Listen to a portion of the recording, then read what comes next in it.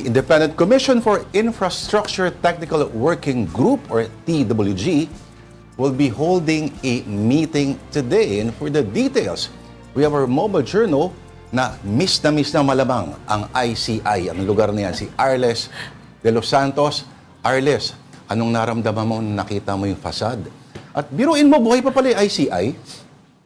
Lord, actually, medyo nostalgic na nga kasi parang last year, Pasko, naghahabulan lang dito and syempre yung mga resource person na sunod-sunod na dumadating, no? Pero malayong-malayo na yung sitwasyon dito ngayon sa ICI kumpara sa mga nagdaang buwan, no? Pero ngayong araw, nagpapatuloy na yung ikawalo na Technical Working Group Asset Recovery Meeting ng ICI kung saan nga dumalo yung iba't ibang mga kinatawa ng ahensya ng pamahalaan para pa rin daw doon nga sa plano at talagang ninanais nitong komisyon na mabalik yung dapat maibalik ng mga pera na ninakaw daw galing sa mga pondo ng bayan na ginamit doon sa maanamalang mga flood control projects ng ating pamahalaan. No? Pero Lord, alam nyo, sa huling tala ng Anti-Money Laundering Council ay umabot na nga sa halos 25 billion pesos na mga assets, no? Yung ngayon ay naka-freeze. Sang-ayon yan doon sa utos ng Court of Appeals noong January 30 na kung saan kasama sa mga freebies, no, yung bagong 379 na bank accounts, 4 e-wallet accounts, 10 insurance policy, 9 security accounts,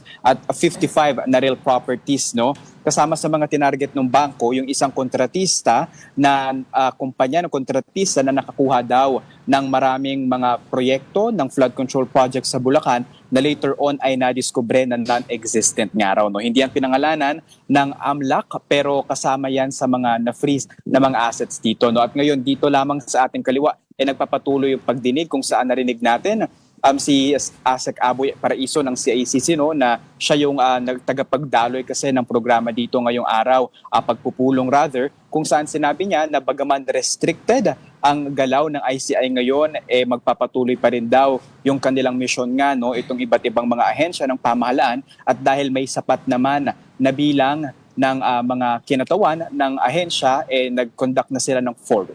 Oo. Wala naman sa agenda nila yung allegation nga na ikang nag-file ng first impeachment na pagtakpan ang mga... Oy, teka.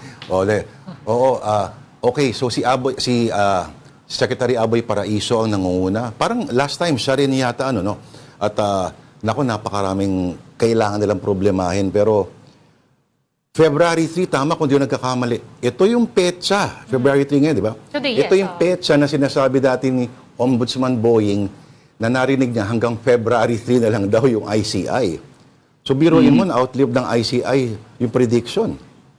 At actually, Lord, baka mas humaba pa yung February 3, no? Dahil sa press conference kanina ni Yusek Claire Castro sa Malacanang ay sinabi niya, no, na ipinauubayan na raw ni Pangulong Bongbong Marcos sa ICI yung kanilang magiging kapalaran. No? Maaari daw silang humingi ng tulong sa Executive Department at ibibigay ito. No? So long story short, kung anong destiny ng ICI ay nandito mismo sa komisyon. Pero sa ngayon kasi, yung sinasabi ni ASEC Aboy na limitado nga daw yung galaw ng ICI ngayon dahil hindi pa rin sila makapag-conduct ng hearing at makapagpatawag ng mga dating mambabatas at kasalukuyang mambabatas dahil kulang pa sila ng commissioner. Kaya agad nating itinanong yan sa spokesperson ng ICI na si Attorney Brian Kitosaka kung may plano nga bang ganito ang ICI at papatuloy pa rin ba sila o magtatapos na yung kanilang mandato pero wala pa silang ibinibigay na tugon sa atin hanggang sa ngayon.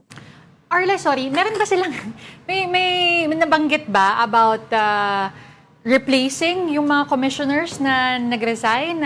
Will that help them in them trying to resolve their past concerns as well? Yes, Denise, kasama yan sa magiging dapat ma-resolve, no, kung gusto ng ICI na makapag-imbestiga ulit. Kasi kung matatandaan natin, si Secretary Babe Singson, na nagsilbing commissioner din, yung expertise niya ay yung sa technicalities ng proyekto ng DPWH. So sa pagsilip ng mga proyekto na nakalinya para sa iba't ibang gaan, no, taon-taon, mas mabilis niyang na tutuko yung mga ito, no, kahit nga yung mga codes sa mga project talagang gamay na gamay niya at familiar siya dito. So kapag ka nagsasagawa ng mga hearing dito, naririnig talaga natin na may ganong specific, no. Meanwhile naman, si Commissioner Fajardo, siya naman yung may expertise doon sa at least, no, bilang accountant yung flow ng pera at kung paano nga ba ito ginagamit. So mas mabilis yung pagdaloy ng kanilang investigasyon. But nung nagbitaw si ASEC Babes sinabi niya na kung maaari daw yung papalit ng mga commissioner ay abogado sana. O hindi pa natin nakukumpirma sa ICI kung may plano nga ba sila na hilingin sa palasyo ng Malacanang na mag-appoint ito ng 2 bagong mga commissioner nito. Ayan, tatanong pa sana tayo kung may pag-asa pa ba yung live streaming No? Pero, so, ang nangyayari ay ipinaubaya ng Pangulo ang kapalaran ng ICI sa ICI. Ay, thank you sa iyong oras ang ating mobile journalist, Arles de los Santos, na very nostalgic